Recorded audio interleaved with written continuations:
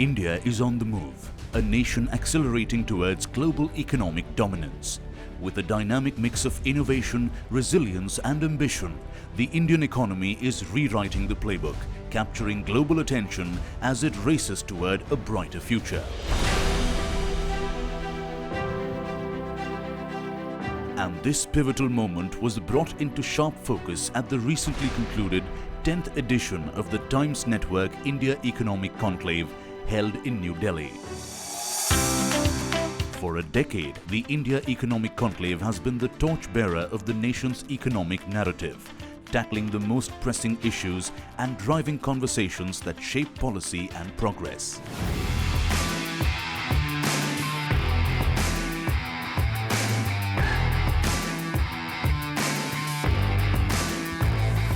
This year was no exception. Under the compelling theme, Fast Track to Top 3, the conclave ignited discussions on India's aspirations to cement its place among the world's top 3 economies. Top editorial voices, visionaries, policymakers and industry leaders convened to exchange insights, strategies and solutions to accelerate India's growth story. India is on the move, and the India Economic Conclave remains at the heart of the conversation, shaping the road ahead. In this episode, Sachin Jain, Regional CEO India of World Gold Council, highlights how gold is shaping the future of India. And in the second half, Prasanna Mohite of Pernod Ricard put forward the company's push to make in India. At World Gold Council, we are experts in gold. We know the whole transformation of gold right from the deepest parts of Earth to how it forms an emotional part of some family. The whole journey that gold takes from being just a rock or something very small in a rock to hold a very important meaning in somebody's life. It's about prosperity. The journey it takes from the financial markets, the journey that gold undertakes in the rural markets where saving is important. The whole journey of geopolitics, the whole journey from central banks and the strength that a country gets via gold. We are experts of that. And why I'm emphasizing that when I look around and I heard a respectable minister talk about the future of gold, a future of India, this room is full, as we say as experts, this room is the real gold of the country. How you all will shape the nation, how we all will shape the destination that our respectable Prime Minister has laid out for a Viksit Bharat, us becoming the third largest economy. And this thought process and this conversation is great. So again, my deepest gratitude to Times Network for allowing us this platform. 2024 and this phase of India, and we will talk about today and tomorrow about what's happening in our country. We heard in the last two conversations of all the great things that are happening. And Mr. Amitabh Kant was here. Sir, deep respect to you in terms of how you shaped the narrative to someone like us as professionals, and how when we go at global platforms, the confidence we have on what our nation is about is because of, again, I say, the great minds like you. Now, for us, 2024 has been, as we call, a golden year. And while Mr. Prangria mentioned that gold perhaps is not the best investment, I'd just like to put two numbers. We've seen gold performing at 21% return in 2024 in INR terms, and about 28% in US dollar terms. We've seen 40 peaks of gold historically in this year. All the elements around geopolitics, all the elements around gold as a diversification in the portfolio have panned out in this year in particular. We've seen this year where consumption, not just in India, but consumption globally has gone up. How the movement and the strengths of a nation, of a country come because gold is a part of your family. We've talked to consumers that when you have gold and when you own gold, what it does to your risk-taking capability and other elements. So 2024 has been a great year for us from that perspective. But a lot of other elements have happened. Our respectable minister talked about the different reforms and different steps taken by the government. But I'd like to acknowledge a few more. On the 22nd of July, while the budget was getting announced, in one simple sentence, a respectable finance minister changed almost the future of gold in India, but overseas as well. In one sentence, where the duty reduction was done from about 15% to 6%, we got gold at the same parity to the Indian consumer at par with anywhere else in the world. In one sentence, we got the organized play of our industry at one place. At one sentence, the whole parallel market or smuggling got absolutely vanished, and how this year will be a true reflection of gold. And what does gold do? We employ about 6 million people in the country, indirect jobs of 4 times that. We are about 3% contributor to the GDP of the country, and we generally want to shape the narrative of a good financial inclusion and the future of the country. A few other steps that have happened of lately. We've set up the first gold exchange at the Gift City, a very significant step to make gold and India being an important player and the market maker of gold.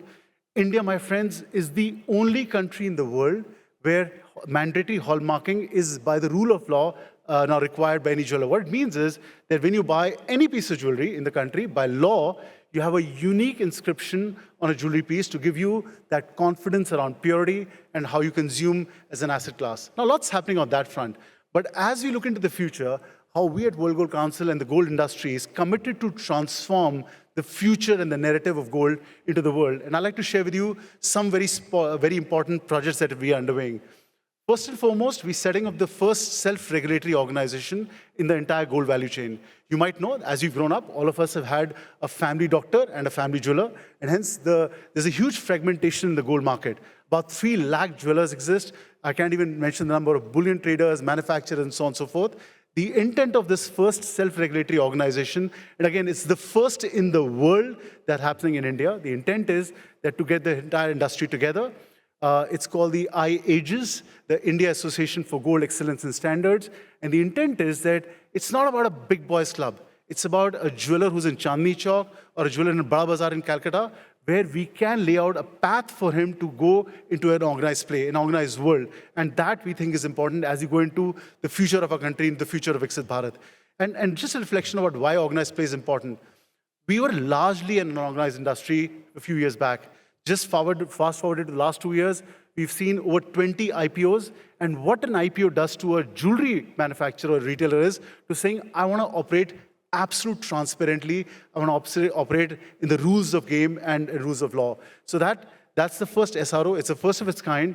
We believe as it goes forward, the industry will get more and more organized, and we will be able to give a way for every skilled player to move into this direction of future.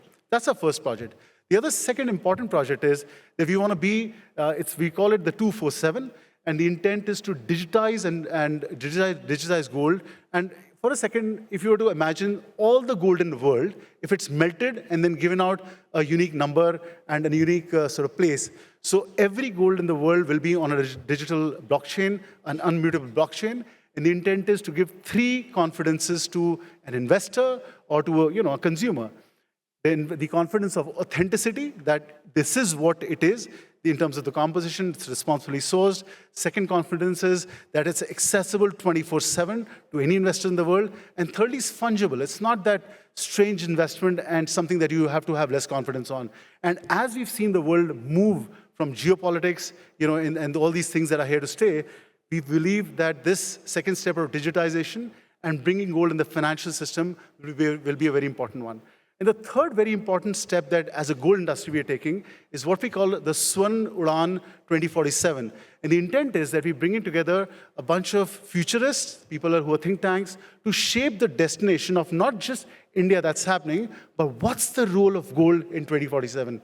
What is it that we will be contributing from an employment point of view, from a technological point of view, from an inclusivity point of view, from innovation perspective, and then work backwards with clear milestones as to what the industry needs to do, right into 2040, 2035, 2030, and what as an industry we need to do today. And we'll be working with industry and everybody else to make that happen. So my dear friends, as we see in India, that's almost reimagining its future. We at the gold world are also reimagining the gold role as a modern enabler of strength, of resilience, I would say, of global leadership alongside with gold. And we believe that gold will be not a passive, an investment that perhaps is non-productive, but a very important aspect of your portfolios, important aspect for the nation, and something that's vibrant and building the future of the nation. And while there were 3 words that I mentioned in the morning around Niti, there was Nishtha, or the explanation of all those elements. And I think today, I as an Indian feel proud. We all are also happy and proud to be here in our country And this room and the conversations will lead for us to march towards the third largest economy and to a Viksit Bharat in 2047. So ladies and gentlemen, I am really proud to be here, and I hope you all are. And let's form a narrative of certain changes that we collectively can do as India as we march towards 2047. So thank you for your time. And we at World Global Council, again, very privileged to be here. Thank you very much.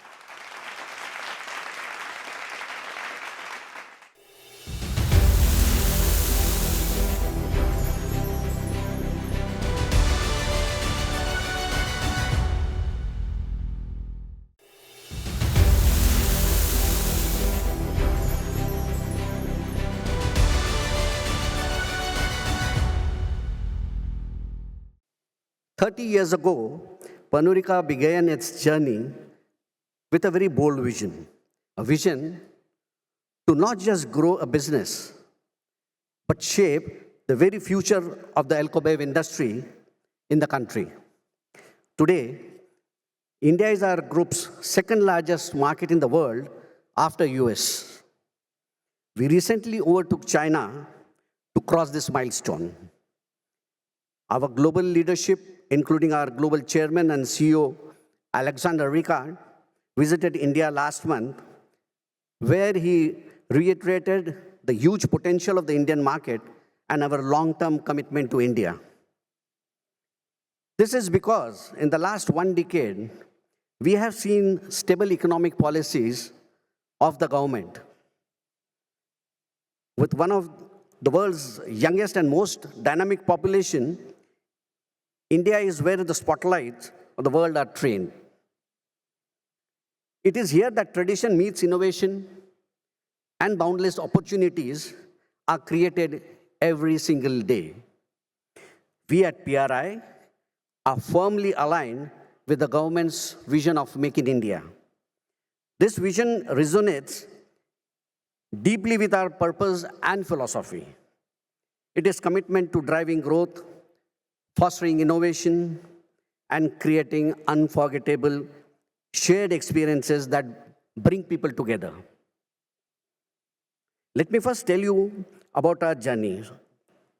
We are global, yet local. Our number tells a story of scale and success. With 24 manufacturing facilities across India, we are intricately woven into fabric of India's economy and culture. Our state-of-the-art distillery in Nashik is a testament to our infrastructural excellence and quality. Our brands have become synonymous with celebration, deeply rooted in the Indian spirit. We are a global company in the truest sense. Over 97% of our portfolio is locally produced, blending global expertise with indigenous craftsmanship.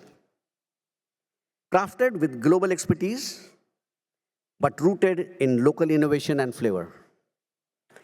Take, for instance, our Longitude 77, our signature Indian single malt that embodies strategic innovation. This product challenges existing perceptions about Indian spirits manufacturing, positioning India as a strong player in the global premium spirits ecosystem. It further represents a geopolitical statement of India's global capability. With a footprint in over 50 countries, our Seagram portfolio is being exported to 40 countries currently and playing a crucial role in APIDA's ambition to achieve $1 billion in alcohol exports in the coming year. By leveraging local strength, we create a unique value proposition that appeals to consumers around the world. More than that, it is our privilege to contribute to the Indian economy and engage with the communities at large. Our contribution to the Indian economy is substantial. We close to 20,000 crores we contribute to the Indian exchequer, supporting almost 9 lakh jobs, out of which 6 lakhs are in the agriculture sector. We are creating a dynamic economic ecosystem that lies at the core of rural India's potential. Our 40,000 crore GDP contribution reveals a powerful economic multiplier effect to the value chain across manufacturing, agriculture, and ancillary sectors. Early this year, we made a landmark announcement of investing around 200 million euros in the hometown of our Chief Minister, Mr. Devendra Fadnavis. And with his initiatives, we could get this project in Nagpur, which is one of the Asia's largest malt maturation facility. Going forward, we intend to source 5,000 tons of barley from local farmers per month from this facility. And gentlemen, this will revolutionize the agriculture economy of entire Vidarbha and central India. And as to my estimate, it should support almost 80 to 90,000 farmers, if not less. This venture is a cornerstone of our vision of India's spirit industry. Besides creating jobs and boosting allied sectors, significantly supporting the agriculture economy in Maharashtra, it will also put India on the global map for quality malts. Sustainability continues to be a primary driver for our strategic framework. Our commitment to reducing carbon emission by 33% per unit of production by 2030 represents bold environmental stewardship. Going beyond mere environmental consideration, PRI is committed to incorporating sustainability as a mandate across all operations. To that end, our sustainable packaging initiatives like eliminating permanent monocarton has successfully led to a reduction of 7,310 tons of carbon emission annually, conserving 250,000 trees, and decreasing packaging emission by impressive 30,000 tons by 2030. That's our aim. We take our responsibility to Mother Earth and the community very seriously. Our social footprint extends across 285 community-focused programs in 1,600 villages spanning 22 states, impacting 3.6 million lives. These initiatives transcend traditional corporate social responsibility, delivering strategic interventions in education, skill development, healthcare, and community infrastructure. We are building a comprehensive social development model that addresses systematic challenges and empowers communities. PRI is a transformative force in India's economic landscape, bridging global expertise with local innovation. The projected $64 billion potential of the Indian alcohol industry represents a canvas for comprehensive economic and social transformation. Pernod India embodies a new paradigm of corporate engagement. We are strategic partners in India's economic journey, emerging as architects of premiumization and champions of sustainable development. We are here to make in India, innovate in India, and create exponential value for India and the world. We look forward to shaping our vision with that of Honorable Prime Minister Shri Narendra Modiji's 3T vision: talent, training, and transformation. We remain resolute in our mission to shape India's spirit, not just when in celebration, but in the values, opportunities, and innovation we champion together. It's been a remarkable journey. Here is to the next chapter of the shared success. Thank you. Jai Hind.